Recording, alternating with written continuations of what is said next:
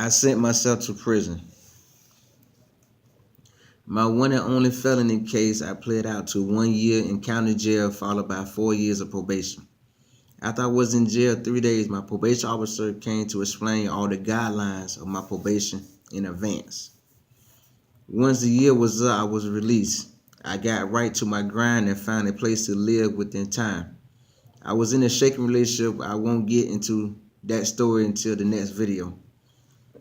As time went on, due to my crazy work schedule, I was missing days of my classes.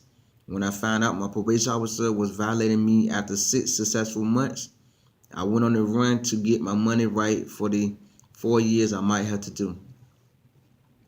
Once I got my last check on my full-time job and 8 more checks through the breakout corner, I turned myself in.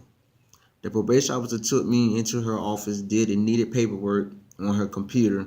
Then the officer came to arrest me. This was the 4th time my probation officer violated me for text.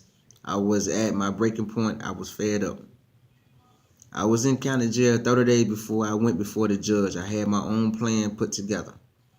The morning came for me to attend court. The public defender came to talk to me outside the holding cell. He told me my probation officer requested for my probation to be reinstated.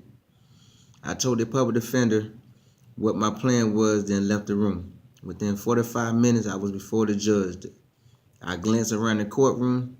The judge informed me of the 4 texts I had: missing scheduled check-ins, missing weekly classes, not paying monthly fee for probation or weekly classes fees. I am going to reinstate your probation, the judge said. I glanced at the public defender and told him to do his job or I would do it for him.